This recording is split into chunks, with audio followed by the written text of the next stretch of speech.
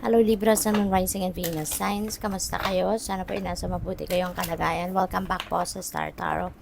Kung bago kayo rito, welcome din kayo. Thank you for your support. I truly appreciate it. God bless you all. Libra, una mensahe po ninyo ay helpful people. So you are really blessed and you are really lucky kasi you are surrounded with helpful people.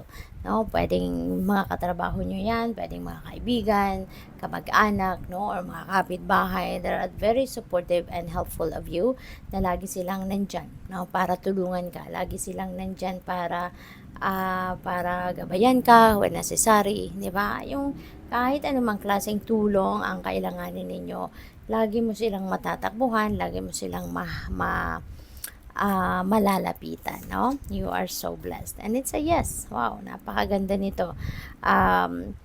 Masaya, no? Maaaring meron kayong pagsasabihin ng yes or baka kayo ay makakatanggap ng sagot na yes, no? Yung ganoon. So, this could also be a go signal para sa iyo. Baka meron kayong sign na hinihingi sa universe na bigyan kayo ng guidance, bigyan kayo ng sign na kung nasa tamang daan nga kayo, are you heading towards the right path or are you choosing the right choice, the right option, no? Kung ano man ang tinatanong ninyo, this could be the answer, no? Para sa iyo.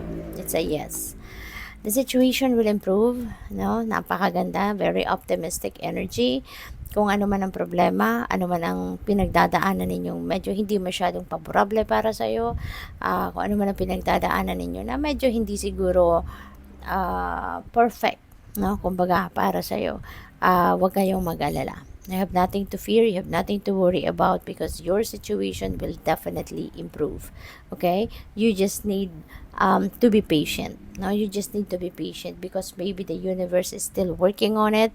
No, it's still aligning people, circumstances, resources, 'di ba? Along your path. Okay? Para maano kayo, para makaahon kayo sa kung ano man hirap or problema na pinagdadaanan ninyo. Okay? But definitely, no, one day you will see, no, you will see things manifest right before your eyes na, maayos na. We have meditation brings answers. Okay? So, maaari talaga na mayroong katanungan kayo. Pwedeng katanungan ninyo sa sarili ninyo or katanungan ninyo sa divine universe. So, ngayon, meditation, no, is going to help you bring the answers para sa iyong mga tanong. Okay? Kaya iniimbitahan kayo dito na mag-meditate kayo, magmuni-muni kayo, magnilay-nilay kayo para nang sa gayon magkaroon ng dinaw o ano man ang mga bagay na nalalabuan kayo. Magkaroon ng kasagutan ang mga katanungan ninyo na hindi ninyo nakikita pa ang sagot. Okay? Dito sa YouTube, there are so many resources dito, no, na pwede ninyong tignan, no, you can refer to na magagabay sa iyo kung paano kayo magme-meditate if you haven't tried meditation yet. Okay, so what else? We have spring, see your seeds grow. Wow, napakaganda. Napipick up ko rito yung yung Three of Wands energy, no, sa tarot. Kasi you're going to start seeing progress, no, sa endeavor ninyo or sa mga ventures ninyo.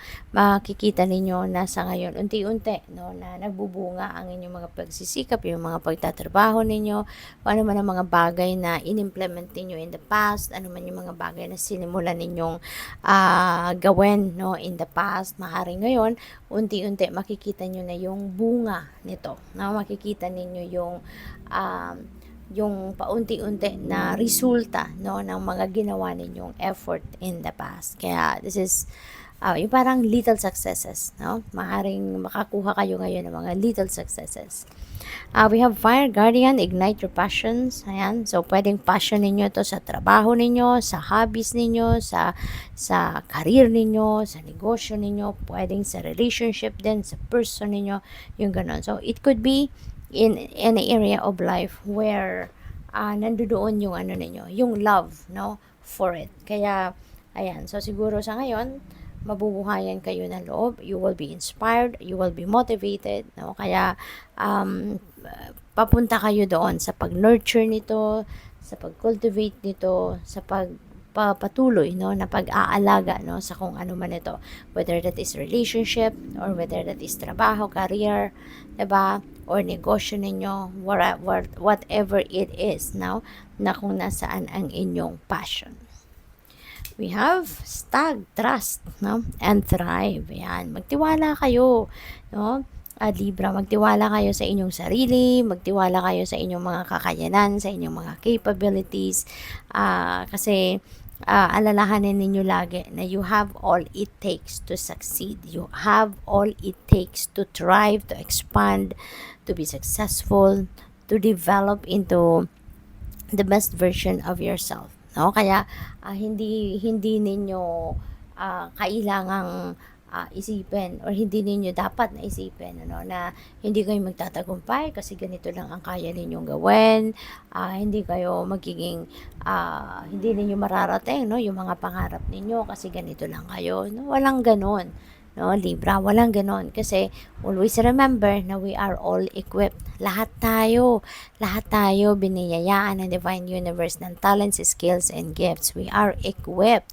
with what we need to succeed, no? Yun yung mga talents, skills, and gifts natin. Kaya pagtiwalaan mo ang inyong capability, okay?